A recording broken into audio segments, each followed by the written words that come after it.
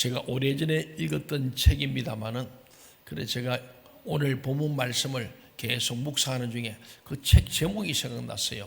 그 책 제목이 편견과 오만이라는 책. 근데 제가 다시 확인해 보니까 오만과 편견이더라고요. 이것은 제인 오스틴이라는 사람이 쓴 소설입니다. 오만과 편견. 19세기 영국 사회의 여러 가지 이 배경을 보면서 여러 인간관계에서 다양성을 다루는, 그래서 인간관계가 얼마나 오류와 편견이 많은지를 비판하는 소설입니다.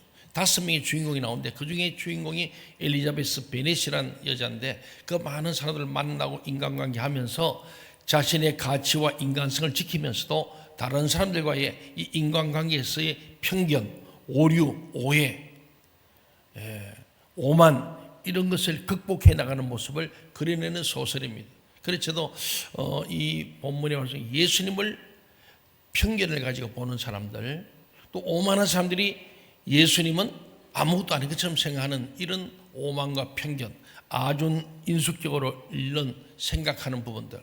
오늘 우리도 그렇습니다. 사람을 평가할 때 누구는 어떤 사람이다 이렇게 우리가 평가할 수 있는데 그것도 유한한 인간에게는 편견이 될 수 있고 오만이 될 수 있다. 사람을 함부로 평가하는 건 참 어렵다. 그래서 성경에도 네가 비판을 받지 않거든 비판하지 말라, 그런 말씀하는 것도 여기 있지 않나 봅니다. 어쨌든 오늘 본문은 우리가 보면서 시편 1편에서도요 복 있는 사람은 오만한 자의 자리에 앉지 않는다. 오만은 좋지 않다는 거죠. 오만은 쉽게 말하면 교만도 안 좋은데 교만을 오버한 거예요. 뭐 교만할 것도 없고 잘할 것도 없고 대단한 것도 없는데 교만한 사람, 이게 오만이라고 말할 수 있는. 그래서 제가 한문을 넣어놓았습니다. 오늘 본문은 예수님에 대한 이 편견과 오만, 오해, 오류 이런 부분에 대해서 우리가 예수님을 바르게 잘 아는 게 참 중요하다. 잘 모르고 예수를 함부로 말할 수 없다. 오늘 보시면 심지어 그와 함께 한솥밥을 먹었던 동생들도 예수를 믿지 않은 결과를 가져왔어요. 왜?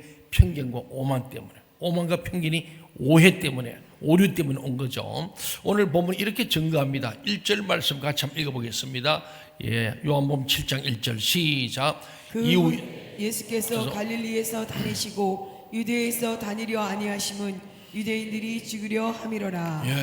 유대인들은 메시아 대망, 우리 지금 로마 압제하에 있고 참 살기 힘든 이 시대에 메시아가 오면 모든 해결될 줄로 기대하고 그 메시아 대망, 열망 정말 오랫동안 기다려왔습니다. 그러나 대망의 그리스도인 주님께서 오셨음에도 유대인들은 기뻐하기는커녕 도리어 주님을 죽이려고 했다 하는 얘기입니다. 그 이유를 주님께서 말씀하여 오늘 본문의 7절에 보니까 답이 나옵니다. 우리 7절 같이 읽어볼까요? 시작. 세상이 너희를 미워하지 아니하되 나를 미워하나니 이는 내가 세상의 행사를 악하다고 증언함이라. 유대인들은 그리스도께서 오시면 우리 위로 격려하시고 우리를 칭찬해 줄 줄 알고 그렇게 믿었는데, 근데 주님께서는 그들의 잘못을 꾸짖으시면서 독사의 자식, 회칠한 무덤이라고 질타했습니다. 책망한 거예요. 욕을 한 거예요, 한마디로 말하면. 그러므로 전통적인 유대인의 입장에 볼 때에 우리가 생각하는 그 그리스도는 그 그리스도가 아니구나, 이 사람은 그리스도가 아니다, 이렇게 자기들의 오만과 편견으로 예수님을 죽이려 한 거예요. 그래서 그 그리스도, 우리가 기대하던 그 그리스도, 우리를 칭찬하고 격려 위로하고 우리를 모든 고통에서 벗겨줄 그 그리스도가 아니구나. 그러므로 이 나사렛 예수는 그 그리스도가 될 수 없다라고 생각한 거예요. 자신들의 기득권과 존재를 위협하는 위험한 인물일 따름이었습니다. 그래서 본절 5절은 또 이렇게 증거하죠. 이는 그 형제들까지도 동생들까지도 예수를 믿지 아니함이러라. 그들은 예수님 누군지 잘 아는 동생들이죠. 자신들과 한솥밥을 먹어온 자신들의 맏형이 예수입니다. 이처럼 그들은 이 세상에서 누구보다도 예수님을 개인적으로 잘 아는 예수님의 동생들이죠. 그러니까 같이 자라온 이 동생들마저도 예수님을 믿지 아니했다. 그런데 왜냐하면 못 믿은 이유가 있어요. 어느 날부터 갑자기 예수님 좀 이상해졌어요. 그게 뭔지 아니까 이제는 사생애 끝나고 공생을 시작하면서 예수님이 드디어 자기의 아이된 정체성을 나타내는 거예요. 그게 첫째가 뭡니까? 자기 형님인 예수님이 자신이 하나님의 아들이다. 요셉의 아들이란 그러고 나는 하나님의 아들이다. 나는 하늘로부터 왔으니 하늘로 올라갈 거다. 그리고 하나님이 내 안에 있고 나도 그 하나님 안에 있다. 이상한 소리를 하는 거예요. 그러니 예수님의 동생들로서는 그런 황당한 소리를 해대는 형님 예수를 믿을 도리가 없었습니다. 그 예수는 그 예수가 아니었기 때문입니다. 그런가 하면 본문 12절은 다음과 같이 증가하고 있습니다. 12절 시작. 예수 어떤 사람은 좋은 사람이라 하며 어떤 사람은 아니라 우리를 미혹한다 하나. 우리 교회도 이렇게 우리 최적 교인이 한 2,3천 명 되는데 아이들부터 어른이까지 여러분 박기환 목사 어떤 사람이야 물어보면 어떤 사람은 좋은 사람이라고 하는 사람도 있고 어떤 사람은 나쁜 사람이라는 사람도 있다 그런 말이에요. 예수님을 보는데도 어떤 사람은 좋은 사람이고 어떤 사람은 아니다 사람을 미혹하는 나쁜 사람이야 이렇게 얘기했다는 거예요. 이게 이제 편견과 오만이라는 이 하나의 메커니즘이 작동하는 거죠. 그러잖아요. 여러분도 자기 자신을 사람들이 나를 누구라냐 예수님 꼭 물어보고 예수님도 물어본 거예요. 그래서 나를 누구라더냐 하는 것처럼 사람들이 자기를 어떻게 생각할까 평가할까 관심 있죠. 그게 이제 평판이에요. 평판. 근데 사람들의 평판은 유한하기 때문에 온전치 않다는 거예요. 그게 오만과 평이라는 거예요. 예수는 예수고 그리스도는 그리스도예요. 그분이 바뀐 게 아니에요. 그런데 사람들이 볼 때 요래 보니까 요런 사람인데 이렇게 보니까 또 전혀 다른 사람이야. 그래서 그 그리스도가 그 그리스도가 아니라고 말하고 그 예수가 그 예수가 아니네. 형제도 그렇게 말한 거예요. 보면은 로마 제국의 정복자들과 유대 기득권자들 가진 자들의 이 압제와 핍박 아래에서 신음하던 무리들 오클로스라죠. 이 민중들이 그들을 구원해 줄 메시아를 얼마나 애타게 열망했었습니까? 그분이 와야 우리가 산다. 흑암의 빛이 임할 것이고 모든 압제에서 풀려날 것이다. 그렇게 예언이 되어 있으니까 그분 오면 모두 해결될 줄 알았는데 그 그리스도가 이 사람이 아닌가 보네. 그 예수가 이 사람이 아닌데 그런 줄 알았더니 아니네 이런 얘기입니다. 그 사람이 아니네. 내가 알던 그 사람이 아니네. 사람은 그대로예요. 내가 이렇게 알았는데 알고 보니까 전혀 다른 사람이네. 뭐 그럴 수 있지 않습니까? 예. 특별히 배신을 당했을 때 내가 이렇게 믿었는데 보니까 이 사람이 전혀 딴판이구나. 내가 믿었던 그 사람이 아니구나. 이렇게 하는 것처럼 그게 바로 우리 인간의 유한성이죠. 그들은 진정한 메시아라면 당연히 정치적인 자유, 로마로부터의 해방, 경제적 번영, 배고픔과 굶주림에서 벗어나는 경제적인 부유함을 가져다 주리라고 확신했던 거예요. 그러나 그들의 눈앞에 나타나는 예수님은 독립이나 민족의 독립이나 그 민족의 번영, 잘 삶에 대한 일말의 관심도 없어 보였어요. 하는 말이라고는 고작 천국, 영생, 내 살과 내 피를 먹으라는 식의 비현실적이도 어처구니 없는 말뿐이었습니다. 그야말로 백성을 미혹해 하는 자에 지나지 않았어요. 결국 민중들 역시 주님을 배척할 수밖에 없었습니다. 그 메시아는 그 메시아가 아니었기 때문입니다. 결국 전통 유대인들도 예수님과 한 배에서 태어난 형제들도 소외된 민중들도 누구보다 더 일찍이 주님을 만나는 은혜를 입었음에도 불구하고 주님을 스스로 부정하는 어리석음을 범하고 말았습니다. 자신의 한계를 인정하지 못한 채 자기 편견 그리고 왜곡된 감정과 이기심의 눈에 투영된 예수님의 모습만을 예수님이라 속단했기 때문입니다. 우리는요 한국인의 특성이 빨리빨리 합니까? 예, 빨리빨리. 이 속단을 잘해요. 편견이 많은 거예요. 딱 보고는 이 사람 이렇구나. 전혀 다르게 해도 왜 자기 눈에 비친 대로 아전인수교로 생각해버리고 그렇게 사람을 비하하거나 폄하하는 경우가 참 많습니다. 그래서 보면은 결국 전통 유대인들도 또 예수님 동생들까지도 자기 편견 때문에 오만과 오해, 오류를 가져와서 그 예수님이 아닐 수밖에 없었던 거예요. 주님께서 이러한 한계선상의 인간들에게 주님을 가장 잘 이해시킬 수 있는 하나의 모습이 있다면 과연 무슨 모습이겠습니까? 그래서 오늘 본문 2절, 3절, 4절, 5절에 보면은 그 내용이 나옵니다. 같이 한번 볼까요? 2절부터 5절 시작. 유대인의 명절인 초막절이 가까운지라 그 형제들이 예수께 이르되 당신이 행하는 일을 제자들도 보게 여기를 떠나 유대로 가소서. 스스로 나타나기를 구하면서 묻혀서 일하는 사람이 없나니 이 일을 행하려 하거든 자신을 세상에 나타내소서 하니 이는 그 형제들까지도 예수를 믿지 아니함이로라. 이 초막절은 여러분 잘 아시대로 자기들의 선조들이 광야에서 생활한 것을 만나 메추를 먹으면서 왔던 그 광야 생활을 기념합니다. 그런 명절인 동시에 그 해에 추수한 곡식들을 하나님께 바쳐드리는 추수감사절입니다. 그러니까 유대인 최고의 축제일이 초막절입니다.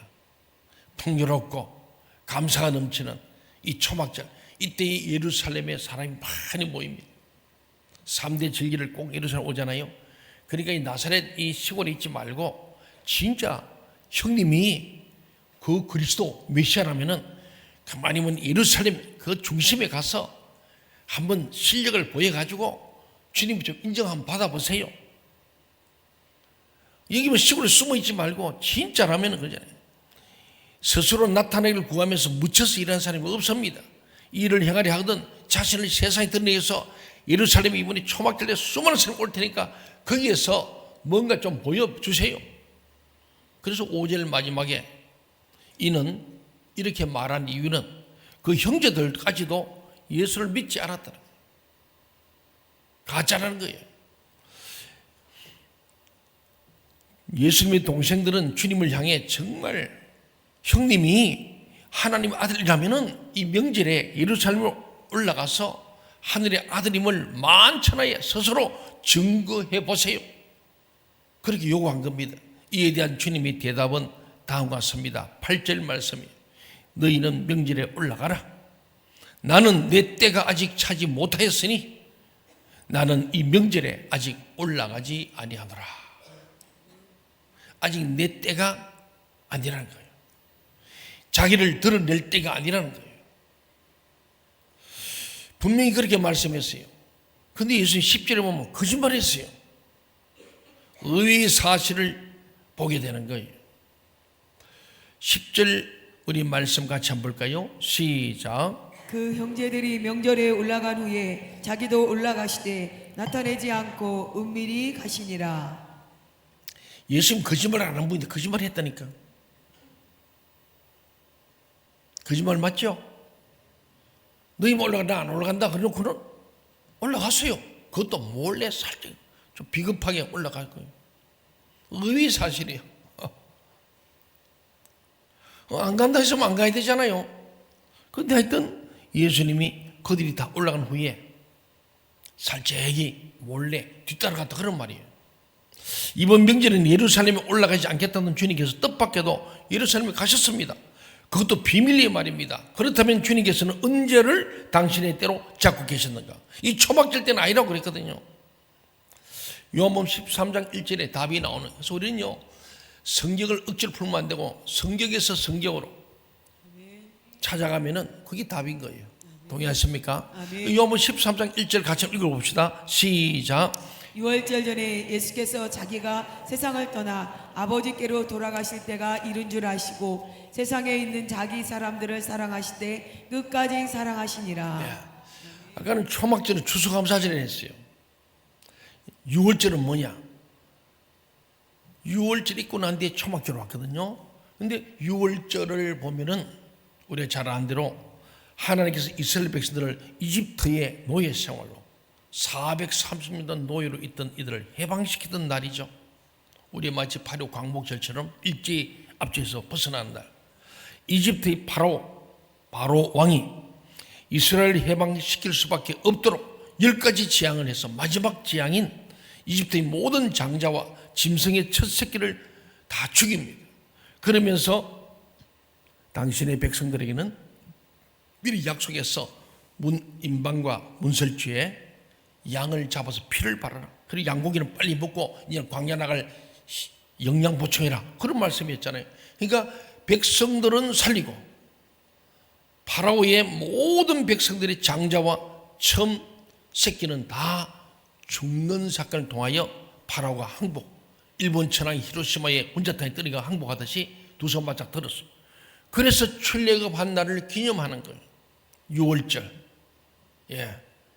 이 죽음이 모든 첫 번째 죽이는 그 죽음의 사자가 왔는데 문설주와 문인지방에 피를 바른 그 집은 죽음의 사자 넘어갔다. 6월절 패스오버라는 거예요.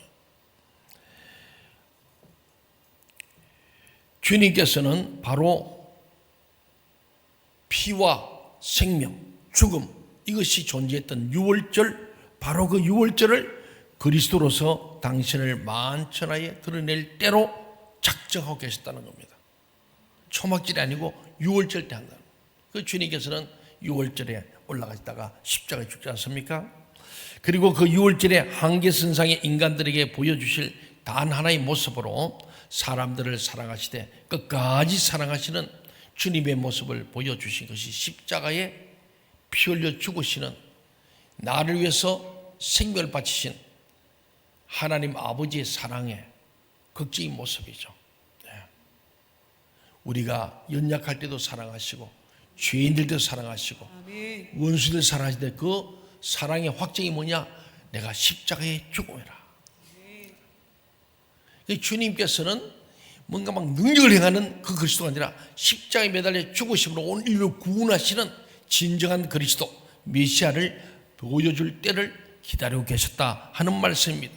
그 모습은 죄와 사망으로부터 인간을 영원토록 해방시켜 주시기 위해서 십자가에 매달린 6월절의 어린 양 예수 그리스도, 이것이 언제 어디서나 영원히 간직해야 할 한 장면입니다. 즉 전체로서의 예수 그리스도의 모습입니다. 이 모습이야말로 우리 한 사람 한 사람을 차별 없이 개별적으로 사랑하시되 끝까지 사랑하시는 사랑의 정표이자 표상입니다. 주님께서는 왜 이 모습을 우리에게 그것도 6월절에 남겨주기를 원하셨겠습니까? 우리를 사랑하시되 끝까지 사랑하신 주님의 이 참 사랑을 우리가 깨닫고 확인하는 한 나머지 문제는 시간이 가면 모두 해결될 것이기 때문에 6월절을 택하십니다.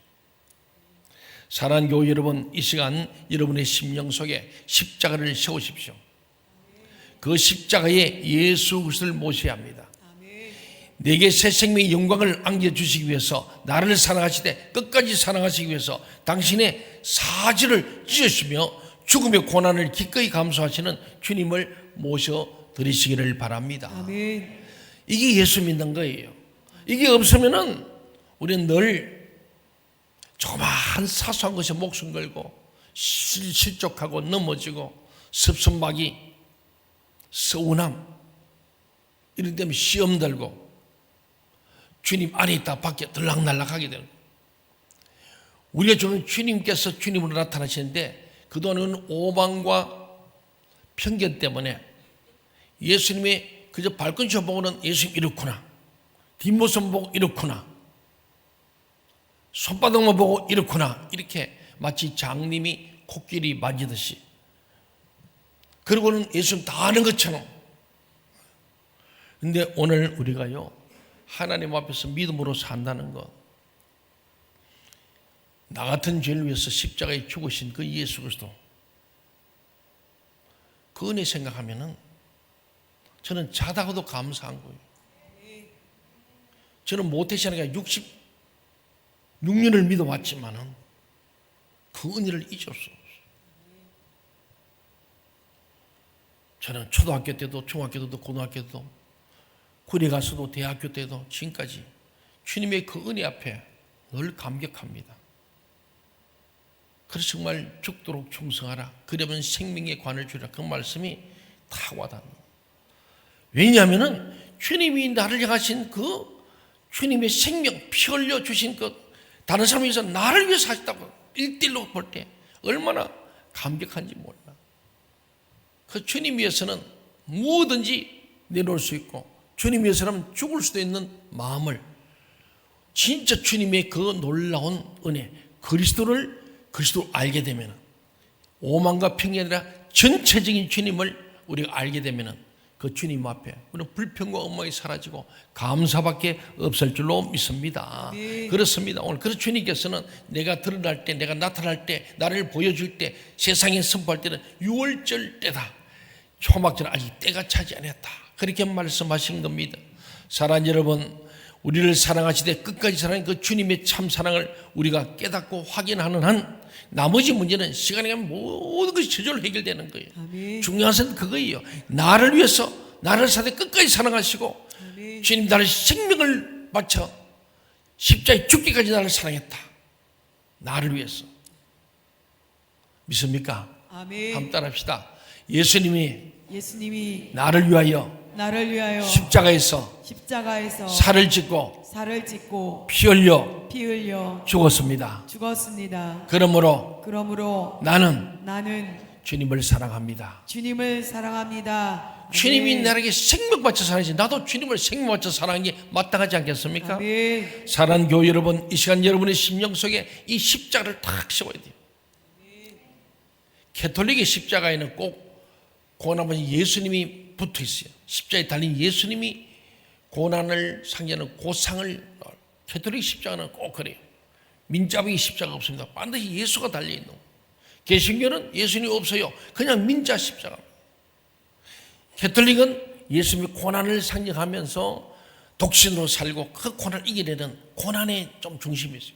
기독교는 부활에 중점을 두기 때문에 우리는 부활하신 주님, 부활의 소망을 갖고, 그런데 이것도 저것도 아니고 둘이 다 합쳐져야 돼요. 둘 다 고난의 주님을 생각하면서 우리도 주님의 고난에 동참하고, 부활의 주님을 생각하면서 우리 부활의 소망이 있을 줄 믿습니다. 예수 고난이 나의 고난, 예수 부활이 나의 부활, 예수 생명 내 생명이 되는 거, 이 두 개 합쳐져야 돼요. 이것이 반쪽이면 편견이죠. 고난의 주님을 깊이 묵상하면서 내 십자가를 세우되 십자가에 달 피를 뚝 떨어진 예수님을 내 마음에 세우고, 거기에 부활의 소망 주시는 예수의 십자가도 같이 서 있을 때 우리 마음속에 그 십자가의 예수 그리스도가 함께하게 될 줄로 믿습니다. 아멘. 내게 새 생명의 영광을 안겨주시기 위해서, 나를 사랑하실 때 끝까지 사랑하시기 위해서 당신의 이 사지백체를 다 찢으시고 죽음의 고난을 기꺼이 감수하시는 그 주님을 우리 마음에 모셔야 할 줄 믿습니다. 아멘. 그런 사람 왔다 갔다 하지 않습니다. 그 주님의 사랑 앞에 다른 사소한 것은 아무 다 무시가 되는 거예요. 주님의 그 사랑이 너무 감격스러워서, 그 사랑이 막 겨워서 넘쳐서 다른 어떤 사소한 문제에 왔다 갔다 할 이유가 없는 거예요. 우리의 심지가 견고한 자가 될 줄로 믿습니다. 아멘. 정말 엘리라바 사박단이 이렇게 절규하시면서도 나의 하나님 어찌하여 나를 버리십니까? 나의 아버지 나를 어찌하여 버리십니까? 그 절규하시면서도 나 한 사람, 저와 여러분 한 사람 한 사람을 살려내시기 위해서 마지막 피 한 방울까지 아낌없이 흘리신 그분을 바라보십시오. 아멘. 그 순간 그분에게 나는 특별한 존재임을 깨닫게 됩니다. 아멘.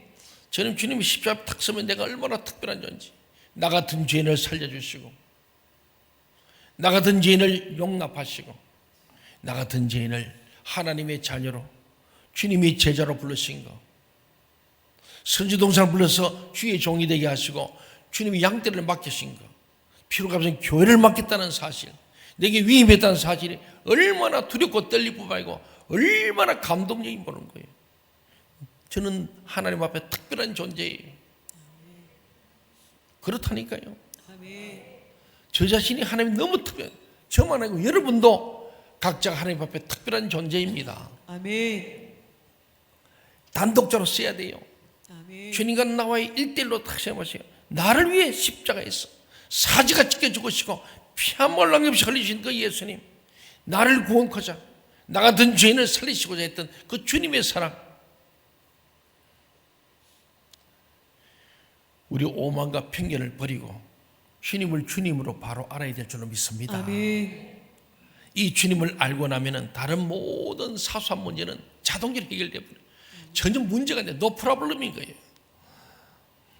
그래서 이사야 43장 1절에서 이미 연애의 말씀을 합니다. 너는 두려워 말라. 왜냐하면 내가 너를 구속했다. 어떻게? 내가 십자가에서 사지가 찢기고 심장이 피함을 남긴 너를 위해서 다 쏟아 주었으니 내가 너를 구속했다. 구원해냈다. 죄로부터 건져냈다. 나를 부르시고 택하신 주님께서 나를 의롭다 하시고 영원하게 하셨으니 또 내가 너를 지명하여 불렀다. 한 명 한 명 지명하여 부르잖아요. 아무개 하고 지명해 나를 불렀다는 거예요. 그렇기 때문에 너는 누구 것이라고요? 내 것이라. 저와 여러분 한 사람 한 사람이 하나님이 특정해서 나를 구속하시고 나를 지명하여 불러주시고 그렇기 때문에 너는 내 것이다. 아멘. 여러분 자기 것 소중하잖아요. 하나님의 자기 것으로 인정한 하나님의 소유물된 우리들은요 결코 버리지 않습니다. 우리를 사랑하실 때 끝까지 사랑하시는 그 하나님의 그 크신 사랑, 어메이징 그레이스, 그 큰 은혜, 말할 수 없는 은혜 우리 가슴에 와닿을 때에 두려움도 사라져. 그래서 두려워 말라, 놀라지 말라, 염려하지 말라. 왜? 내가 너를 이미 죄로부터 사망에서 생명으로 건졌다, 구속했다. 내가 너를 지명하여 불렀다. 예. 도매값이 아닙니다. 여러분 한 사람 한 사람을 지명하여 부르셨다는 거예요. 믿으십니까? 예. 한번 하나님이 박기화 라고 불렀다 생각해 보세요. 그때 예 하고 답. 하나님이 그 이름을 개별적으로 지명하여 불렀다는 거예요. 얼마나 대단합니까? 여러분 그걸 꼭 기억하세요. 하나님이 나를 특별한 존재로 특정해서 내 이름을 딱 한 사람만 딱 집어내서 지명하여 불렀다고 생각하면서 그 감격이 우리에게 있기를 바랍니다. 너는 내 것이다. 우리는 하나님의 것이에요. 그러면 하나님이 책임지세요. 아멘. 내가 나를 책임지기 어렵지요. 하나님이 너는 내 것이므로 내가 너를 책임진다. 내가 하나님으로부터 개별적인 사랑을 받고 있는 특별한 존재임을 깨닫는 순간부터 나의 삶은 창조적으로 변하기 시작해요. 남과 비교하지 않습니다. 창조적인 삶이 됩니다. 그러잖아요.